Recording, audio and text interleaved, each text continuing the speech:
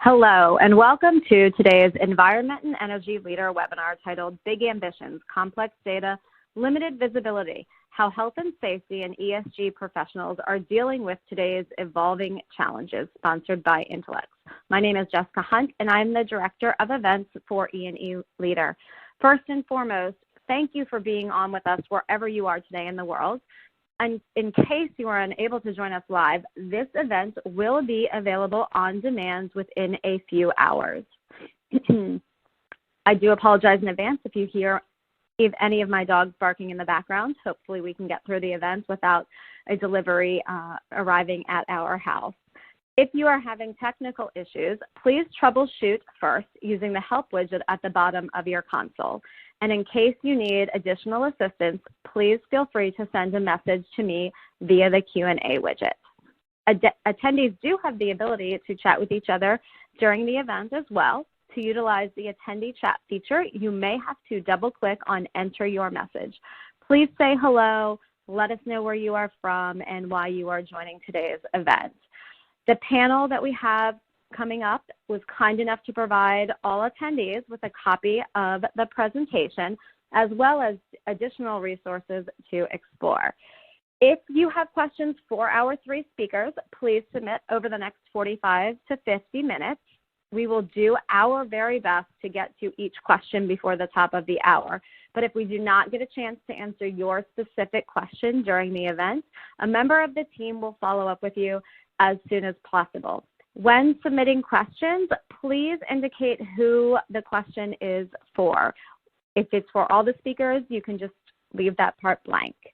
Now, without further ado, I am pleased to welcome today's group of speakers from Intelex, NAEM, and Vanson Board. Trevor, Virginia, and Fern will each present various parts of the webinar, and all three will be available for questions at the conclusion of the presentation. Well, as always, I think our attendees have heard enough from me. So at this point, I am going to turn the presentation over to Trevor. So go ahead, Trevor, take it away.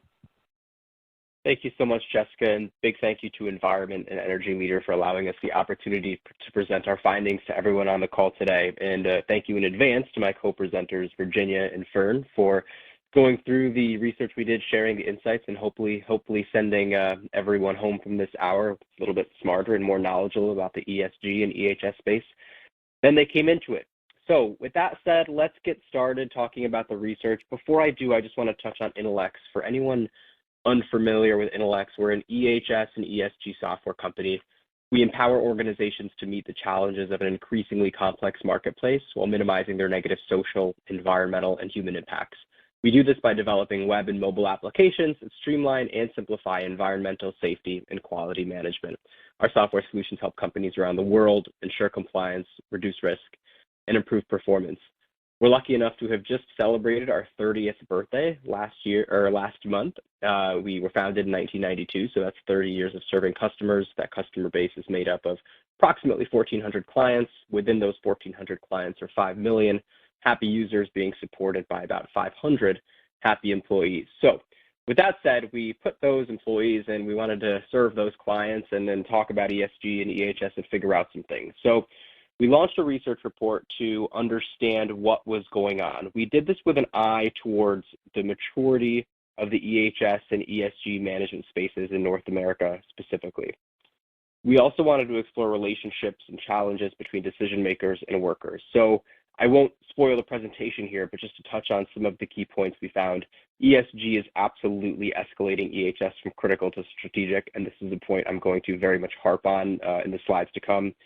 Proactive risk management is coming to the forefront. The digitalization of business processes related to EHS and ESG continue to provide an opportunity for improvement. And finally, Industry 4.0, 4.0, which is kind of an amalgamation of Internet of Things, machine learning, AI, natural language processing, other technologies that are emerging in the EHS space, present the opportunity for novel solutions to age-old challenges. To bring you the data that we're going to show you today, we interviewed 450 folks from North America, that being the US and Canada. These 450 respondents represent approximately 17 sectors, from manufacturing to chemicals production to F&B to utilities and so on. And our cutoff for the respondents to this research project was manager and above. So while we Well, we got a range of job titles from Chief Operations Officer, Head of EHS, Head of ESG, et cetera. Everyone that responded to our request for research is a decision maker in their own right and has some level of influence on how their organization manages environment, health and safety, and environment, social, and governance. So we really wanted to know what challenges are organizations wrestling with, how mature are their organizations when it comes to EHS and ESG, where are they seeing success, maybe where are they seeing failures, a better understanding of how businesses are expanding their focus, maybe it's moving from just EHS to EHS plus ESG, which is a tale I've heard after a number of webinars I've done this year. And more importantly, looking to 2023, where are organizations focusing their efforts? What's next and what's top of mind for leaders in the space? So again, we focused on maturity here. We focused on the US and Canada, 450 respondents.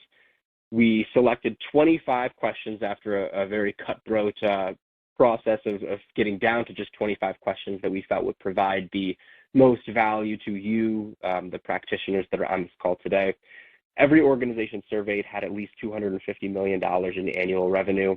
And it's important to note that while we're going to talk to you today about the highlights of this research project, you can also find this and more in a long-form report and a maturity assessment that can be accessed on the Intellect's webpage, which we'll talk about a little bit later. But that is it. I will now hand off to Fern from Vanson Bourne to talk about the research and the findings. Hi everyone, thanks so much, Trevor. So thank you so much for inviting me along today. My name is Fern Beauchamp, and I'm a research manager here at Vanson Bourne. And just to give you a bit of a quick overview, I guess, about who Vanson Bourne are. So we're an independent technology B2B market research specialist that has been in operation for a little over 20 years now. And I'm really, really pleased to be here to talk you through some of the research we conducted with Intellect, who, when they kind of approached us, were really keen to explore and understand the health and safety and ESG landscape in North America. So a little bit, as Trevor touched on, from understanding organizations' current priorities, technology use within this area, decision makers' experience of health and safety related incidents, through to the challenges that health and safety and ESG decision makers are kind of experiencing and the wider implications of all of those things. So just to very briefly recap, before I dive into all of that really exciting data and the research findings, I'll tell you a little bit about the respondents.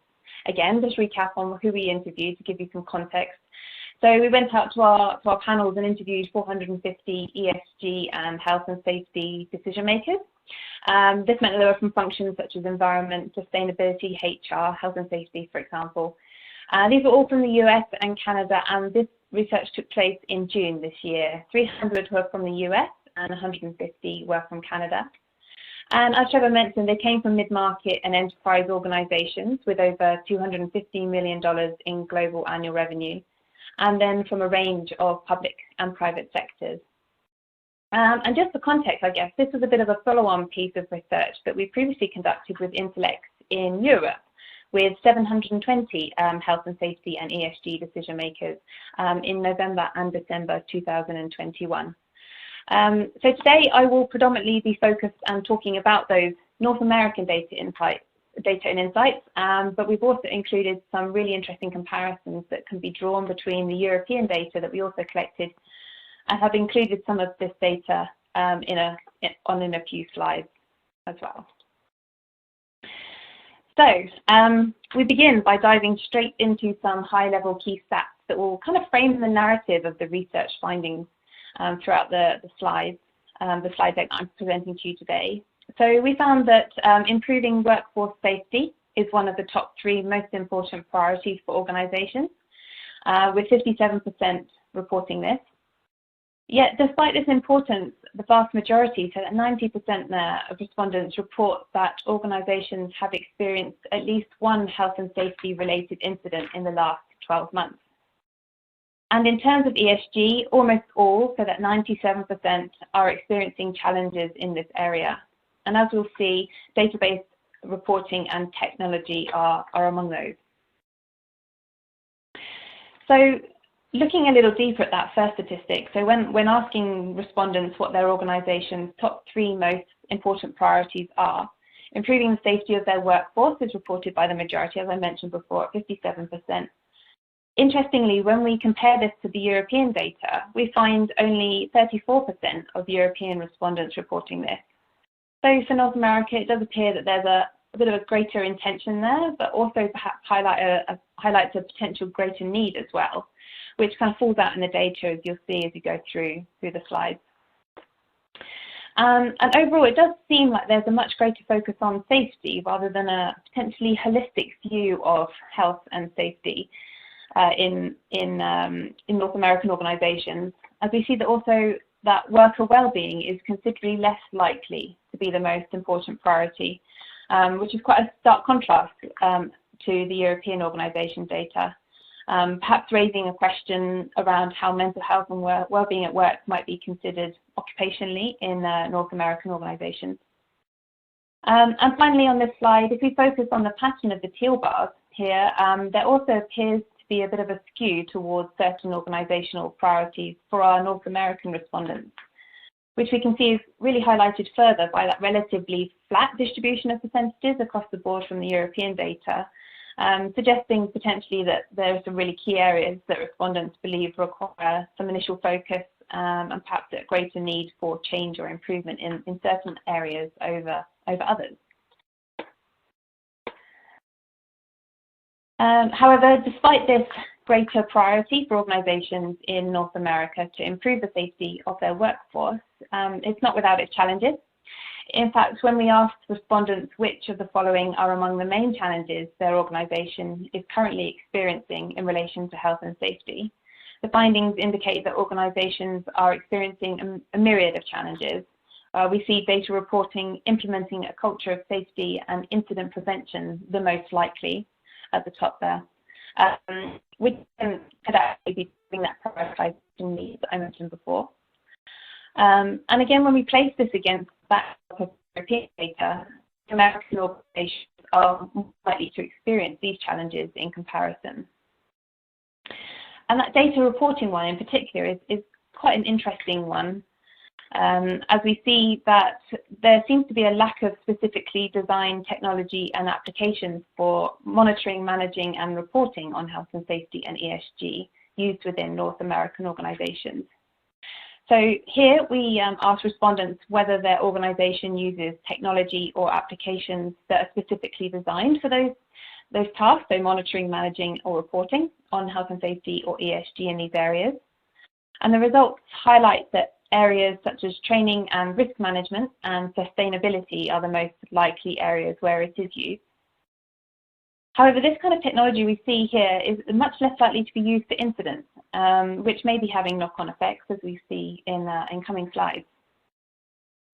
And also we see here in certain areas, North American organisations are considerably lagging behind Europe in using this kind of tech, particularly around occupational health, which is interesting and may be due to this area potentially being more in its infancy in North America, or potentially the potential difference in how mental health and worker well-being are reported as occupational issues, or I guess not, between the two regions, as I kind of alluded to a little bit earlier. And then when we asked those who are not using specific tech how their organisation primarily approaches the monitoring, managing and reporting on the various areas of health and safety and ESG, we find that Excel is their main resource across the various areas, particularly for sustainability and audits and inspections, as you can kind of see there using the teal bar on the left-hand side. And in fact, we also see that paper is commonly resorted to, so that purple bar, the second one in from the left, on average reported by just under a third of respondents. We also asked respondents about their organisation's health and safety performance indicators, so what percentage could be considered leading and lagging. And despite leading indicators, which I guess you guys probably already know, are those that are proactive or preventative, so for example, the percentage of safety inspections completed, these are being more prevalent on average and are reported by more than half of our North American respondents. This doesn't actually seem to be helping in the prevention of health and safety related incidents. In fact, we see that the vast majority, so 90% of our respondents in North America report having experienced at least one incident in the last 12 months. Environmental incidents are reported as the most common, followed by property damage, as you can see there on the right-hand chart. And interestingly, worker injury, illness, or accidents are seemingly less prevalent among North American organizations. And when we place that against the backdrop of the European results, really highlights a considerable difference between the two. Again, potentially being influenced by well-being related illnesses maybe not being regarded as such in North America, as I mentioned before. And we also see fewer near misses seemingly experienced in North America, which is really quite curious with the level of incidents reported. And this potentially raises a question whether near misses are reported in North America, and if not, whether there are opportunities for these kind of organizations to improve on reporting here. And if they do, then whether this would enable better predictive ability for leading indicators to prevent future incidents. Perhaps even more worryingly, having prior experience of the same incident doesn't appear to make a difference in terms of preventing incidents, with many experiencing the same incident more than once. So here we see of those who experienced these health and safety incidents in the past 12 months, the percentages who experienced the same incident at least once in the past. And despite the priority of improving the safety of the workforce, as we saw right at the beginning of the research, worker injury, illness, or accident is most likely to have happened more than once, which is also considerably more so compared to Europe. And this kind of, I guess, really perhaps suggests that this is the health and safety incident organizations most need help with preventing, and that organizations in North America are, I guess, are really potentially really struggling to tackle this problem. And these difficulties may be being compounded by the challenges they're facing in managing and reporting the incidents that occur. So here we ask respondents which incident management or reporting difficulties their organization has experienced when health and safety related incidents have occurred in the last 12 months, and then which challenges they believe are kind of contributing to the difficulties that they're experiencing with health and safety management and reporting. And we see that database challenges are the most common. So time-consuming searches for critical data in different IT systems, and then extracting, formatting, and submitting the required data for regulatory reporting at the top there. And then difficulties of keeping up to date with the latest regulatory requirements really contributing to this, according to 49% of our respondents. However, we kind of saw that within these challenges could lie some real potential opportunities. So potentially focusing on simplifying data management, for example. This could be an area that could help organizations prevent future incidents. And now focusing specifically on ESG. So here we asked respondents which area of ESG is the highest priority in their organisation. And the results suggest that their priorities within ESG appear to be focused on the environmental area. So with almost half reporting this as their highest priority, that till section on the right pie chart on there. And this could be being driven by perceived customer demand, as we see that the vast majority, so 85%, believing that organizations' customers are now more interested than ever in what they're doing to limit their impacts on the environment. And this sentiment is arguably likely to continue growing. However, as with health and safety, challenges within ESG appear extremely common. So we see with almost all respondents, so that 97% there, saying that they are experiencing challenges in relation to ESG. And we see this particularly around the measurement of impacts and performance. So almost half of respondents admit measuring ESG performance improvement metrics, or ROI, is a challenge, followed by deriving the maximum sustainability impact from the changes that they implement. So we see organizations are finding it difficult to understand and measure the impacts of their improvement activity in this area. Furthermore, we asked which of the following applications, not including Excel or Word, are their organisations currently using to track, manage and report on ESG. Perhaps unsurprisingly, considering the previous slides, applications used for tracking, managing and reporting on ESG don't appear to be particularly common, with just over half of respondents reporting they use the most commonly used application, so ESG performance indicator data collection software. And additionally, we see that less than half report that they use the other applications, so much lower percentages down the list. And looking to the chart on the right-hand side, this shows which applications of those respondents are not currently using do they believe that their organisation would see the most benefit from. And it kind of also really appears that there's a lack of awareness of the potential benefits of implementing ESG applications. We see only a maximum of 34% of those not using the application believing that they would see the most benefit if it were implemented.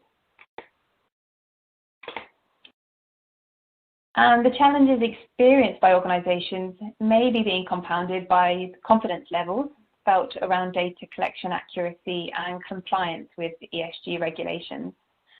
We're seeing only around 4 in 10 respondents are very confident in the accuracy of their organisation's collection of ESG data, while just over a half report a similar level of confidence in their compliance with all ESG regulations.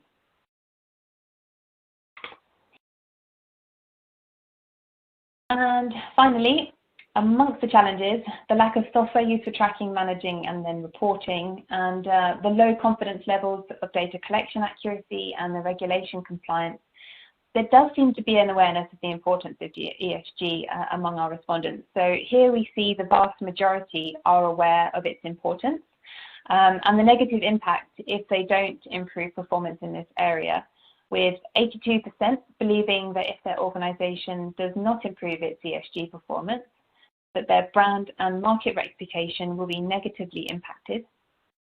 While a similar proportion, so 81%, admit that if they don't improve their ESG performance, it will impact their ability to win new business. And finally, challenges they face may be evolving. So we see here 78% believing keeping up with compliance regulations is quickly becoming their biggest challenge. And this brings me to the end of my part of the presentation. So I will now hand over to Virginia, who will look at some trends in the evolving ESG landscape.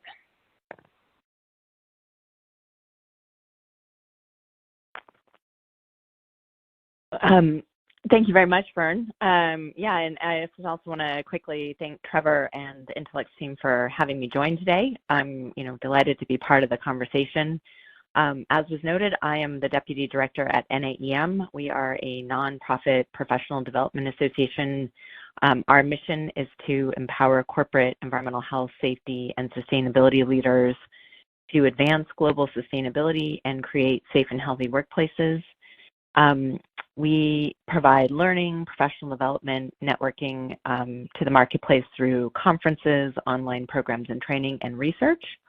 And in my role, I closely follow developments in EHS and sustainability management with an eye toward understanding the broader societal and business factors influencing corporate policies and programs, as well as how companies and the leaders of EHS and sustainability functions within those companies are creating and rolling out systems and processes to manage and meet their performance goals in these areas.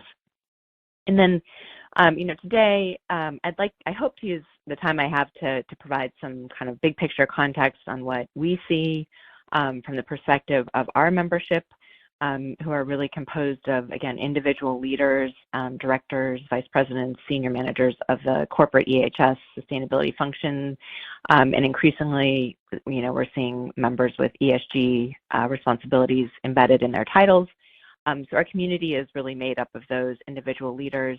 We tend to skew towards those larger companies, mostly over $1 billion in sales, but also seeing a rapid growth in that fast follower market, in the range of the 250 million up to $1 billion in terms of, who's finding an organization like NAM. So, I'm just really fascinated by some of the insights you presented, Fern, and so much to dig into there. And I just hope some of what I say will maybe give a little more grounding or sort of insight into how we might interpret some of this. I know, Trevor, you're going to really do that after handoff to you, but let me jump into a few of the things we're seeing and kind of put our, kind of frame of reference for thinking about the challenge of ESG and the road ahead to meeting this new challenge. So, I just want to say the first thing from our perspective is, let's see, okay, there we go. Just it's easy. We've been so steeped in kind of this intense work and reaction to the change over the last couple of years. But as a mainstream business concept, ESG, we really see it as being in its infancy. It is driving a lot of change in the direction of business and in the direction of the conversation at the board and executive level. But, not too much of a history lesson, it's just kind of a reminder. It's like a time warp, but, before 2020, ESG was a term that was used kind of among a niche group of investors, NGOs like Ceres, and a kind of increasing group of organizations that were focused on driving transparency and corporate reporting around ESG information. A lot of those were producing ratings, rankings, research information for investors, but it just really wasn't in our language. It was the language of Wall Street and the investment world. Corporate America, we were talking about sustainability, climate action, worker health and safety, a suite of other issues. And really, the other thing that wasn't on the agenda yet was kind of this focus on social issues and how companies are treating their workers. But then, 2020 arrives. We've got, in the first quarter, COVID alone, devastating wildfires, massive loss of biodiversity, floods, mudslides. It was a pretty rough start. And then, right into March, we saw the shutdown of the global economy. And also at that time, the announcement by the SEC here in the US that they plan to require public companies to provide certain climate-related financial data in their public disclosures. And then, just 2 months later in the US again, the death of George Floyd sparked a national and then global social and racial justice movement. Lastly, by 2021, labor markets were tight. There was a lot of pressure on employers to find talent. We've talked for a couple of years, many years, about the global talent war, but it intensified greatly.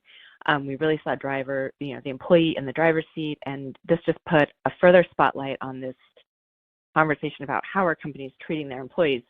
So coming into 2022, ESG management is now a mainstream conversation among investors broadly, not just a niche group, and with business leaders and in boardrooms around the world. So some of what I think Jessica just presented makes sense in terms of thinking about how companies have to change in light of what's happening. But this slide, I just want to kind of highlight what were some of those. How was this ESG issue showing up on corporate agendas? And the slide calls out some of those big ticket items.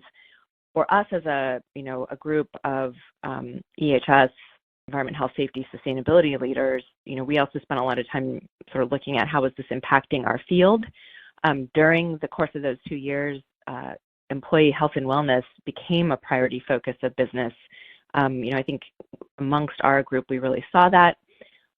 We saw EHS leaders both come to the table in a kind of assume this incredible leadership role and also be recognized for their critical and strategic role in business continuity during the peak of COVID.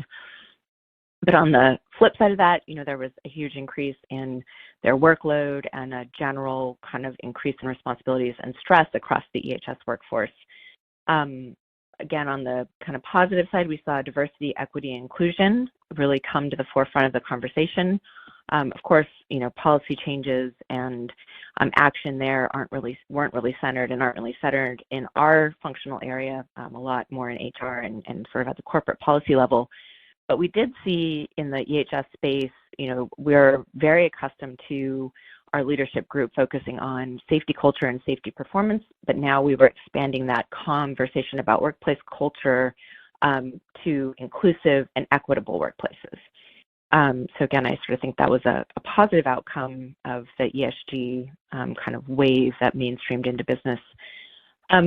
So just to get to, meeting the challenge of ESG and this opportunity for it to unlock new business value, and really what does it look like for operational change inside of companies, we really see it resting on this transition that we're, experiencing or about to experience in the move from ESG as this voluntary, set of reporting and requirements to a regulated and required part of business. Again, we're a bit US-centric, but the SEC rule announced back in March, and then similar regulations and requirements in the EU and beyond mean that companies, we kind of look at the transition and how businesses are changing through this lens of mature companies and then kind of fast followers in this next wave of lesser mature companies who are really just getting started. But what we see is that at the leading end of the maturity curve for sort of these large legacy multinationals that have been working on their climate plans and their sustainability commitments for a couple decades, they've got a lot of systems and programs in place, and they are now going back and redoubling their efforts to focus on ensuring that they're looking at those systems with an eye towards auditable data and in meeting investor expectations. So we really do see, again, we skew a little bit towards the larger, more leadership space, but a lot of these companies have systems in place. It's been a maturing marketplace. There's probably room for even some of the most mature companies to increase and improve the sophistication of their systems. But we see that kind of being the focus at the mature end of the curve. And then in this other space, this really rapidly growing space of smaller companies, a little bit further down the supply chain, under that 1 billion, really a lot of things I think kind of line up with what you're talking about, Fern. Not a lot of systems in place yet. And they're really having to rapidly design a full infrastructure, build out a digital strategy, and acquire software to enable them to begin to meet these new expectations that come with the world of ESG. I will put just a fine point on one of the specific data challenges, and I'll talk a little bit more about these in a minute, but I think Scope 3 is a great example of one of the key pieces of meeting the expectations of ESG. Very complex supply chain data collection issue. Many mature companies are still struggling a bit to really get their arms around this and to be able to report it. So for your smaller new companies coming online, there may be an advantage that they'll have a clearer sense of how to design and go right towards systems and programs that are going to give them exactly what they need, and maybe they'll be able to kind of leapfrog over some of this evolution that's been going on while a lot of the more mature companies have been kind of functioning in a more voluntary space.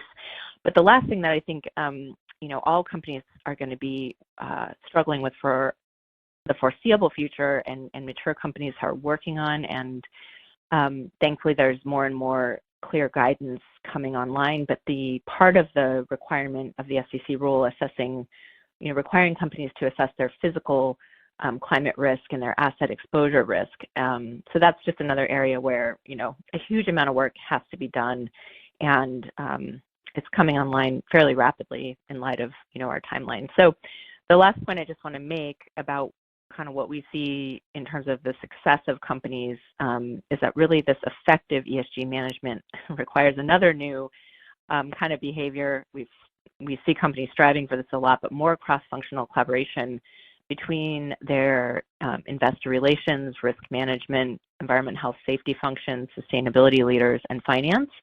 I think we see some kind of gold standard practices where there's regular collaboration, cross-functional committees that have been put in place, and that's kind of flowing down into their overall operational systems.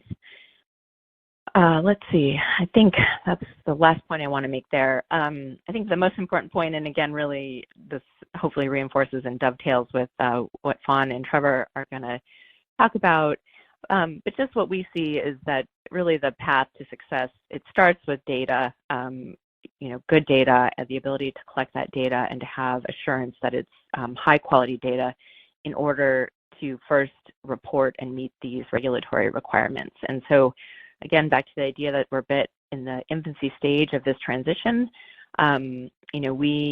We've been sort of tracking this issue in our own research, but just a few key business and data management challenges on the road to ESG maturity is we see that companies a lot of them have to move from these ad hoc systems, Excel, paper, to systemic management holistically of ESG, EHS, and sustainability. They all overlap in different ways depending on the company, but systemic and holistic management systems and digital systems.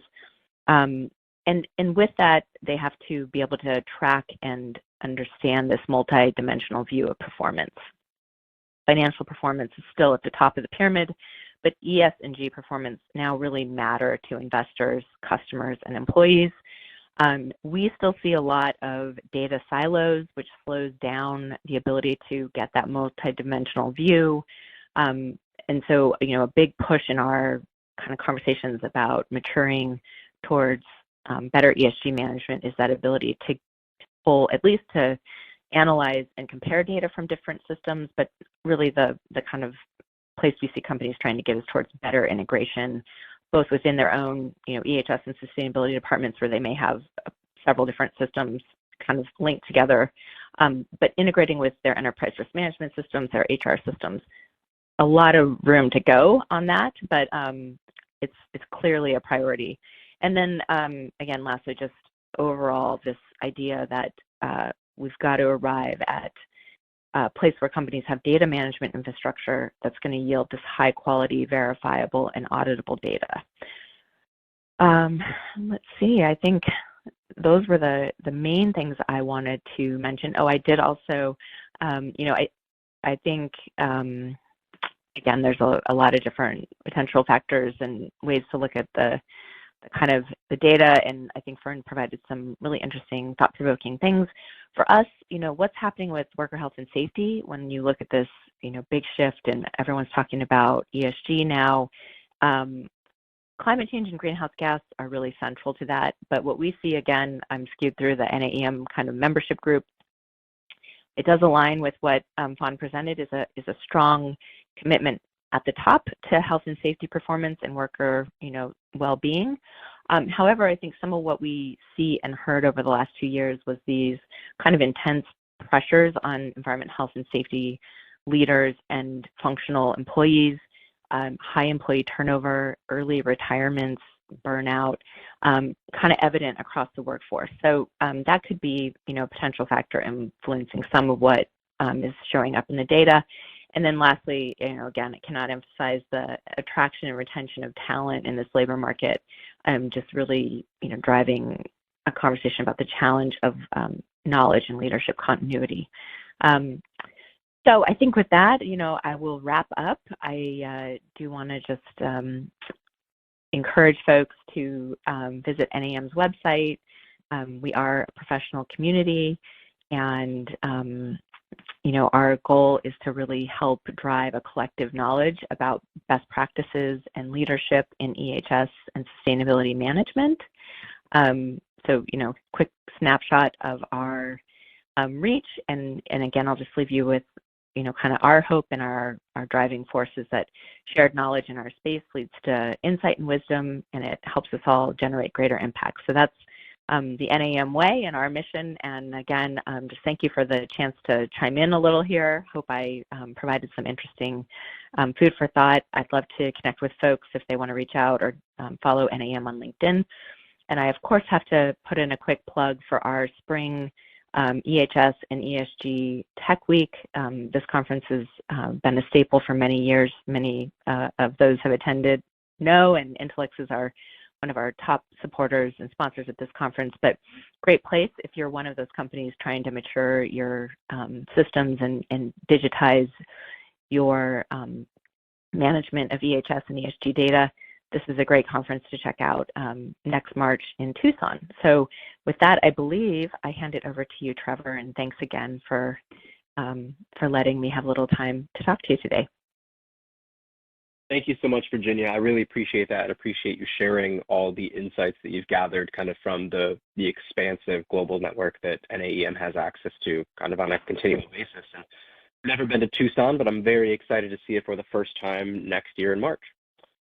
Okay, with that said, let's jump into the remainder of the slides. So quickly before I do, I mentioned at the beginning of this presentation that this research is being presented to you today in a consolidated form, but you can view this webinar and the research at large at intellex.com. So you can visit that link right there and you have access to these slides. But what I want to end off here is the inference, right? The conclusions, the insights. Data is really interesting and charts are really interesting, but it's all about what the charts tell us and how we can take that and kind of use that in our daily lives to be better EHS and ESG practitioners. So let's look at what's under the surface of this data. Here I'll summarize across 6 key categories, the key findings that I'd really like everyone to go home with. So first off, in health and safety, right, what we're really seeing is that the basics are still the challenges. There's a lot of things to do when it comes to health and safety, but 57% of our respondents say delivering on the objective of improving workplace safety has been lackluster. That's the whole job in a nutshell, right? And incident prevention is still a top focus. Incident prevention is probably the linchpin of EHS management, aside from compliance, the foundational element, of course. And I say that from experience because incident management is far and away Intellex's best-selling application because it's really table stakes for any kind of EHS management program, yet people are still very focused on it. After that, data reporting is a #1 challenge. Data reporting, again, is foundational to effective and efficient EHS management, yet people continue to struggle with this, whether it be the quality of data, the quantity of data coming in, the different types of data you're tasked with collecting, aggregating, and then reporting out. This is all really, really tricky. So the last thing I want to end off on this slide is that we see a lot of people saying that they want more autonomy and investment when it comes to EHS management, right? They desire to translate what they're doing into action. And I think this is kind of symptomatic of what EHS has been for a long time. It's been a cost center. It's been a necessary evil of running complex manufacturing or utilities or energy production operation, but it's not a strategic thing that provides value to the organization. But if it was, you could argue that there would be a lot more autonomy and investment going to H&S programs and H&S professionals. Now, I think the key to this, or one key to this, is ESG management, right? And I'll touch on this in a couple slides, but access to that autonomy and investment comes through value provided to the organization. Value to the organization, at least, well, in reality, but also in perception right now, is coming through ESG. So that could be an access point for H&S professionals. But don't want to spoil my slide 2 slides from now. Let's go to culture and engagement next. What we're seeing here is that the results on workplace relationships are not clear-cut. We actually, based on the survey data that we've presented to you today, see that people feel generally okay about their health and safety cultures. They feel like they're in a decent spot, not a great spot, but a good spot. 64% saying only small improvements are required to kind of improve the state of working relationships between safety and the broader org in North America. But there's still underlying issues. 43% of people see safety training as a burden, which obviously is not ideal. You don't want anyone to see training as a burden. We can think about ways to improve that number, whether it be micro-learnings, whether it be just-in-time training, depending on where you are in a facility, for example, or maybe making the trainings more interactive, more gamified, more enjoyable, for lack of a better word. But we definitely don't want nearly 1 in 2 people to see training for something that's going to send them home safe at the end of the day as a burden. 33% of people still relying on paper. That can make it hard to kind of spread the culture. And 56% say that their current EHS and ESG technology stacks are more of a hindrance than a help to on-location workers. That is absolutely not what we want to hear. We want this technology to be a valuable tool in the tool belt of frontline workers to keep them safe, to keep the data flowing in 2 ways, not just back from the frontline worker to the EHS professional, but also from the EHS professional back to the frontline worker. So we will continue to focus on, and organizations should pay attention to, how they can make technology, which I think we all are on board. If you're on this call, we see the value of it, how we can make this a universal help to workers, not a hindrance that adds a burden to their day-to-day tasks. Moving on to ESG, I think the big thing here is 1 in 2 respondents see ESG is the most important thing, right? That top text there with 49% indicating that protecting our planet is considered to be the most important component. That's huge. ESG is a major trend that we've spent a lot of time talking about on today's webinar. I think if everybody logs onto their LinkedIn, you'll see nothing, a lot of ESG. You'll see it in major publications like the New York Times or Economist, or people are writing about this. There's certainly a lot of opinions on the matter, but no one can argue that it's super, super prevalent in the world of EHS right now, and that is permeating to the actual responsibilities of EHS professionals. Everyone is seeing these challenges. Only 14% of respondents feel they've built an integrated ESG system, and only 42% are confident in their data. And a stat that kind of struck me in Fern's presentation was she had on one slide, 52% of people are confident that their org is compliant with all applicable ESG regulations. 52%. 1 in 2 people are confident that they're compliant with the influx of these kind of complicated, kind of new, mandatory ESG regulations. Imagine you're an EHS professional and you could say, yeah, boss, I'm 50% sure we're compliant with what we're being asked to do. That's very, very low. So there's a lot of room for improvement in understanding what's going on in the ESG world and how that pertains to the responsibilities of the EHS professional and of the organization at large. And this is where I want to circle back to the opportunity that ESG really presents to the world of EHS. It is taking it from EHS has historically been critical, but not strategic, to now critically strategic. ESG is a value creator. Strong ESG scores can give you access to capital. They can give you major reputational gains. It can be access to talent. There's so many benefits from it right now. And the thing is, a lot of the data that's required for ESG reporting comes from the EHS department, right? Managing hazardous waste, managing air emissions, managing employee safety, even supply chain safety. These are all things that EHS professionals have been doing for decades, but now they have a bit of a new spin on them because it's for a different audience under a different set of rules, and we're calling it ESG. So this is the real opportunity for EHS professionals to take the bull by the horns, if I may. I was in Nashville last week, so I'm big on bull analogies right now. To grab the bull by the horns and seize this opportunity to elevate your status within the organization. We saw the emergence of EHS as a critical part of organizations during COVID. ESG is that and then some, and will probably be sustained longer. So I encourage everyone to latch on to ESG, become a leader, provide value to your organization, and raise your personal professional profile, as well as the profile of EHS as a whole in the decade and decades to come on the back of ESG. Next, let's talk about technology real quick. 34% say environmental aspects of impact management software would deliver the most benefit. This aligns to my ESG point from earlier. The point that's kind of interesting to me, as someone that works for an EHS software company, 59% of folks using separate systems for basic software for health and safety. This tracks, right? There's a lot of different things that different software companies do well, and there's a lot of different items to manage when it comes to health and safety. There are, of course, many benefits to using one system, and that's why, Intelex has developed its own platform here. But sometimes the best of breed approach is called for, or sometimes one software is good in one region of the world, one software is good in another region of the world. So in my experience, I often see people using more than one system. I think that's okay. It's not certainly the holy grail, but it's okay, and we want to keep moving towards using, one system to get the efficiencies from a cost perspective, the efficiency from a training perspective, the efficiencies of one throat to choke when you have a problem perspective. There's a lot of benefits of integrating your technology solutions. And again here, the problems are the same old problems, right? Time-consuming searches for critical data is a problem for 57% of folks.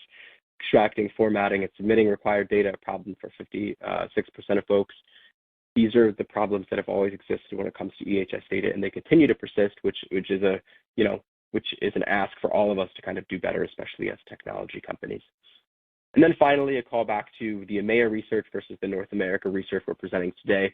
We mentioned at the beginning of today's presentation that this kind of follows on some research Intelex commissioned to look at the European landscape, which was actually a bigger set of respondents that was up in the 700s.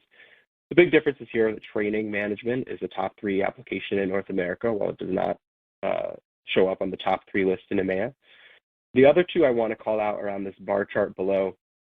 The biggest disparities are in improving the safety of our workforce, which is a bigger focus in North America than it is in EMEA, Improving brand reputation, really interesting that that's a much bigger focus, a 20% difference there in North America than it is in EMEA. And this could be on the back of this emergence of ESG in North America, whether it be the US or Canada. This is something that I think Europe has been thinking about for a bit longer and is in a slightly of a more mature posture when it comes to ESG. But ESG is seen as a big brand differentiator, so that could explain that disparity. And then finally, worker well-being there at the tail end, right? 24% in EMEA think it's an important priority, while only 10% in North America say the same thing. So that's really interesting to think about the approach that environment, health, and safety teams are taking when it comes to expanding the scope of EHS management from traditional incident management, compliance, air emissions, et cetera, to focusing on more holistic worker well-being. So that's an interesting one to dig into. Okay, I think that is it for me going over the conclusions. I want to thank everybody for their time today. I hope this presentation was really valuable, and a big thanks again to Fern and Virginia for helping me disseminate this knowledge. Now we can open up the floor to questions for the last 10 minutes. So I'll hand it back to you, Jessica. Great. Thank you, Trevor. And thank you, Virginia and Fern, for presenting a multitude of data. And I know that the attendees are very grateful that you provided the slide deck as well for them to go back and look at all the specific numbers. So let's just jump into the Q&A because we don't have a ton of time. So following up on the last slide, do you believe the United States will ever be on par with where Europe is in terms of sustainability, ESG goals, climate initiatives, et cetera?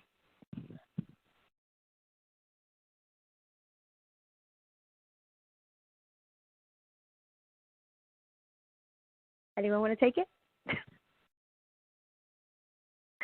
Yeah, I guess I could take an initial stab, and maybe then I could hand it off to my other presenters here. Sure. Look, I think Europe has, as I just mentioned at the end of my slides there, has always had kind of a more mature approach to ESG, and this is expanded outside of the scope of ESG as it pertains to EHS. And I'm talking about things like product lifecycle management or, cradle to grave engineering and things like that. But we are seeing the emergence of regulations over here in the US and North America broadly. We alluded to the SEC regulations earlier. So I do expect that gap to close. I just think because of different cultures, there may always be a slight lead over in Europe. But if I could fast forward 5 years, I do not expect the difference to be so of the magnitude that it is now. And furthermore, to add on to that, whether the cultures may be different in Europe versus North America, companies, by and large, are global companies these days, right? They have operations all over the world, not just in Europe, not just in North America. So it behooves them to adopt one very mature posture across all of their operations to make sure they're compliant with the mandatory regs that are popping up, but also doing the voluntary things that their stakeholders are going to require of them. So that's a pretty wordy answer. I should say I do think there will always be a bit of a gap, but I think the gap is coming down. And it's smart for companies to treat it if there is no gap at all. And Virginia and Fern, did you have anything to add to Trevor's answer? This is Virginia. I'll just chime in. I think, the last thing you said, Trevor, is really what resonated with me, is just that these are, again, through the lens of who I see and work with, multinational companies, and that the sort of need to adapt a standard approach is really prevalent among, the thinking and business leaders. It's really time-consuming and different resources to try to meet, a high standard in one place and then to not have that same, set of systems and processes in to meet a lower standard. And this idea of kind of aiming for the highest standard across a global operation is actually good business sense. So I'm optimistic that kind of drives companies towards, what's the term, sort of the best place to be versus choosing kind of to position themselves lower in terms of their standards and their posture. Great. Now, Virginia, I think I'm going to stay with you for this next question. And Trevor mentioned it a little bit in his answer to our first question. So how do you develop a global approach to ESG if your company is based in different regions and countries? Keeping in mind different compliance compliance and different regulations and the ever-evolving, changing landscape of ESG? Oh boy, it's a tough one. I guess let me think. It's helpful to have a strong sort of CEO or board level mandate for addressing ESG issues and challenges. So that, I think, really spurs a lot of companies forward faster, is that sort of top-down, we will be taking action approach. So you can't really develop that if you don't have it. But I do think, Trevor talked about this, leaders in EHS are kind of in this magical moment where they have been elevated. The value they bring to the business is understood in a way that it never has before. So it's a great time for leaders in our field to have a stronger position of advocating for these global programs and approaches. If you are at a corporate level in a global company, I think, again, this idea of kind of economies of scale and efficient use of resources supports the business case for taking a global centralized approach. I don't know if that answers the question, but those are some of the things that come to mind. And it is really hard if you don't have kind of a mandate at the top level. Which I can completely understand. And then, Fern, do you have anything to follow up on what Virginia had to say before I jump onto the next question with you? No, nothing additional I'd like to add to what Virginia just shared. Okay, great. Well, let's move on because we are approaching the top of the hour. So again, Fern, I'm going to stay with you. So where are organizations seeing the most success when it comes to health and safety and ESG? And then on the flip side, biggest obstacles?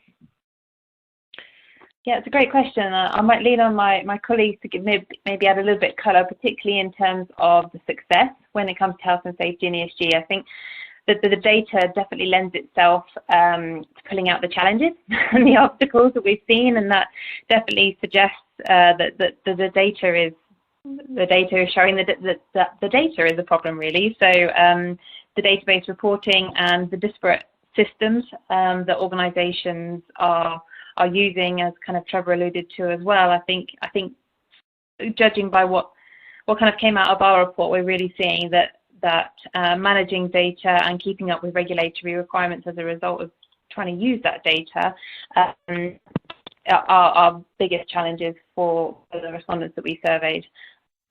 But if Trevor or Virginia would like to add any colour to what I can add on to that, Fern.